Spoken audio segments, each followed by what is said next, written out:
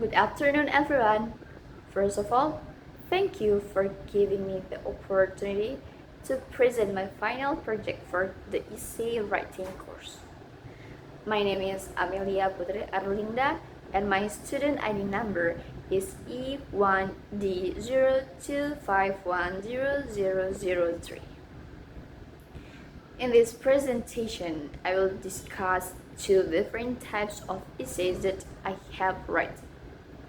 The first essay is an opinion essay entitled "The MBG Program, or Free Nutritious Meal, should be given to all Indonesian students."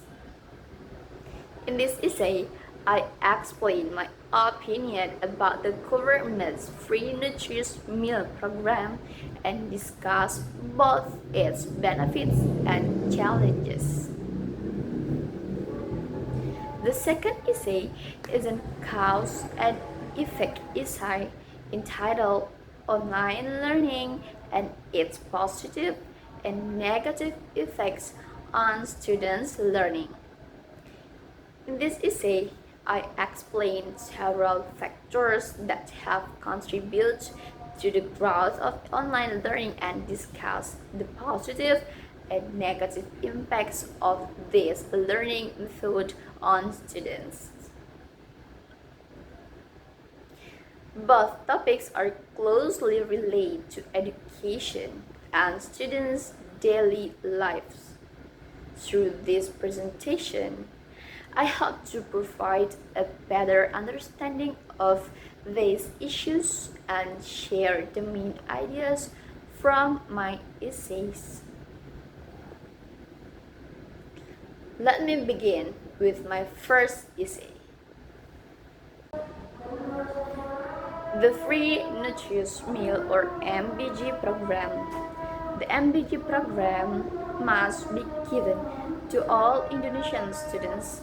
Today, I would like to discuss the very important national program, the Free Nutritious Meal Program, also known as MBG program. The government launched this program to improve children's nutrition, support the growth, and help them focus better at school. However, there is a controversial question. Should this free meal be given to every student, including those from wealthy families, even if they do not enjoy the food provided? In my view, I partially agree, but mostly disagree. While equality sounds fair in the theory, we must also consider fairness, budget efficiency, and respect for individual preference. Let me explain both sides clearly. First of all, supporters argue that giving the meal to all students creates true equality. In school, no student should feel different or embraced because of their family background. If only poor students receive the meal, it can lead to social labeling, bullying, or discrimination. Making it available for everyone removes this stigma.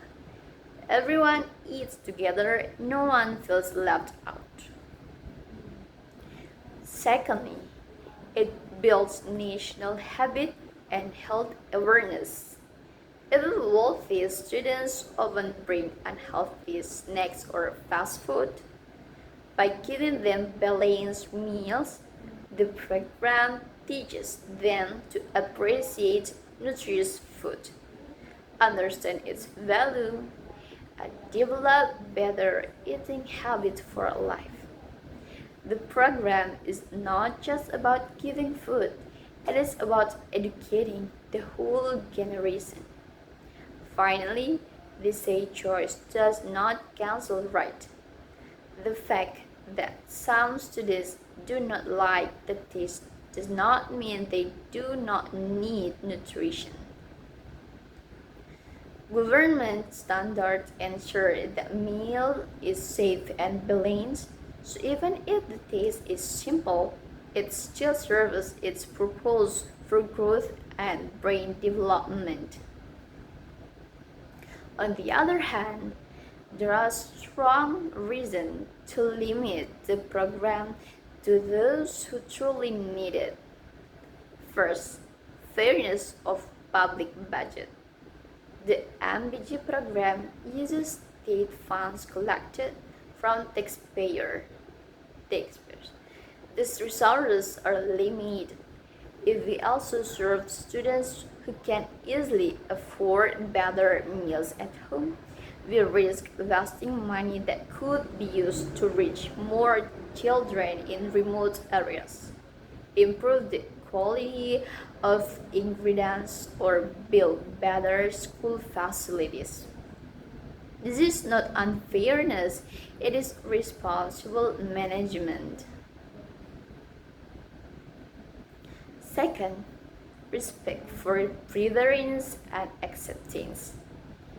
If students genuinely dislike the meal, they will likely throw it away or leave it uneaten.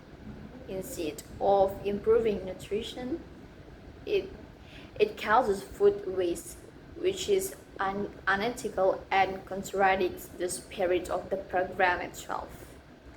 Nutrition works only when the food is actually consumed. Third principle of target health. Social assistance programs are designed to solve specific problems like hunger and malnutrition. Wealthy students do not suffer from these issues. Extending the service to everyone delights the original goal. It is better to ensure that every meal given is effective and needed, rather than universal but waste. To sum up, providing MBG to all students sounds like equality, but in practice, it raises issues of budget efficiency, food waste, and program focus.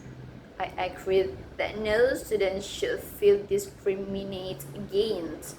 This can be solved by making the meal available without forcing it on everyone, or keeping it universal while improving taste and variety.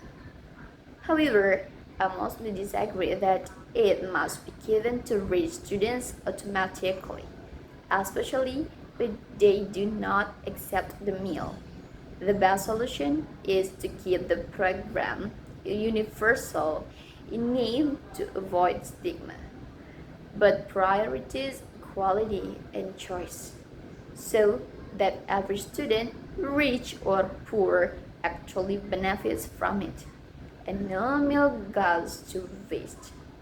This way, the MBG program truly serves its purpose, nourishing our nation's future.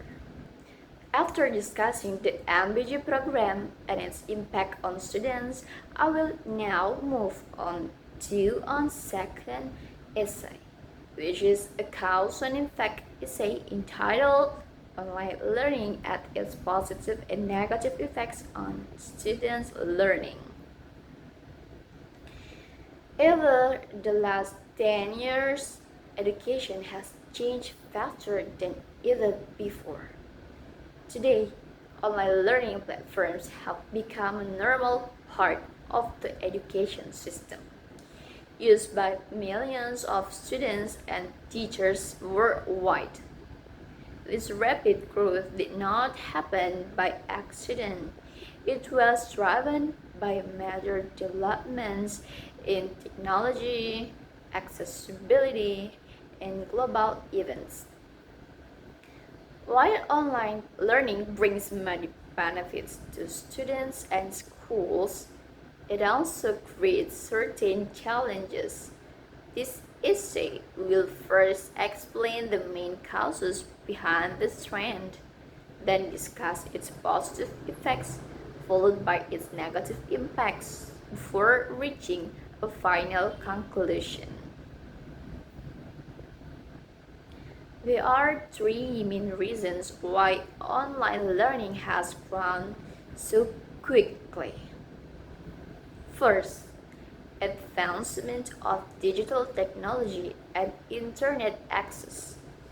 Nowadays, high-speed internet is widely available, and smartphones, laptops, and tablets have become affordable even for average families.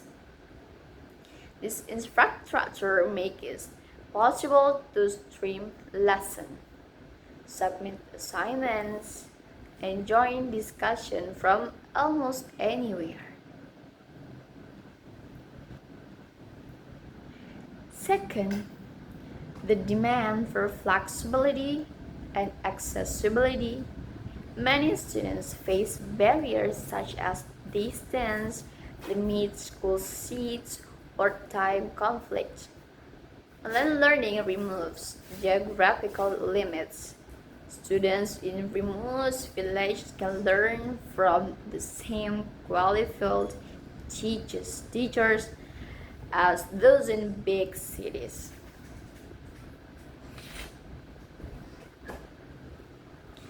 It also allows learners to study at their own pace and review materials whenever they want. Third, global necessary and emergency response. The COVID-19 pandemic was a major turning point. When schools closed to protect public health, online platforms became the only solution to keep education running continuously. This experience provided that digital learning could work effectively, encouraging schools and governments to invest in it permanently. Online learning brings many advantages for both students and educational institutions. For students, the biggest benefit is flexibility and confidence. They can arrange their study schedule according to their personal situation, which helps balance study with family or work responsibilities. It also offers wider access to resources. Students can watch recorded lectures, access ebooks, and join courses from international experts that may not be available locally. Furthermore, it builds digital literacy and self-discipline, which are essential life and career skills in the modern world. For schools and institutions, online learning helps reduce operational costs. It lowers expenses for classrooms, utilities, and printed materials. It also expands their reach. Schools can accept more students without needing extra cycle space. Additionally, it creates permanent learning records that can be reused and updated easily. However, this learning method also has clear downsides. For students, the main challenge is lack of direct interaction and social connection. Without face-to-face communication, students often feel isolated, which can reduce motivation and participation. It also raises the problem of uneven learning conditions. Like, not every student has a stable internet connection or suitable devices. This creates a gap between students who have good facilities and those who do not. Furthermore, studying online requires high self-discipline. Without direct supervision, many students struggle with distraction such as social media, games, or household chores. leading to lower focus and academic performance. For schools and teachers, there are difficulties in monitoring progress and answering honestly. It is harder to check if students truly understand the lesson or if they are copying answering during assessments. There is also limited practical experience. Subjects that require hands-on training, laboratory work, or psychical activities cannot be taught effectively through a screen alone.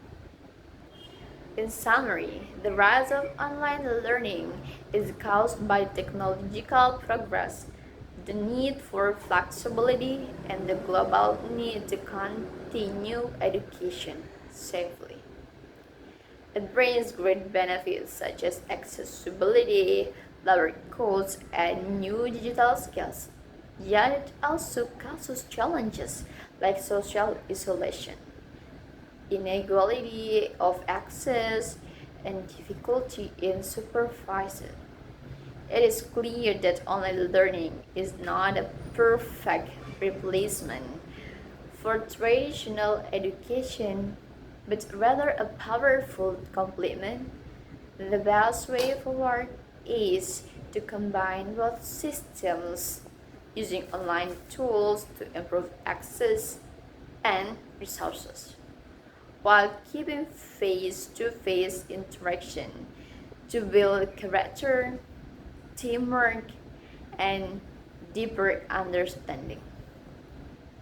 If balanced well, online learning will help build a stronger, more inclusive education system for the future. In conclusion, both essays discuss important issues in society and education. Through these essays, I have learned how to develop ideas, organize arguments, and express my opinions effectively in academic writing. Thank you for attention. I hope this presentation has provided a clear understanding of my essays. If you have any questions, I will be happy to answer them. Have a nice day and goodbye.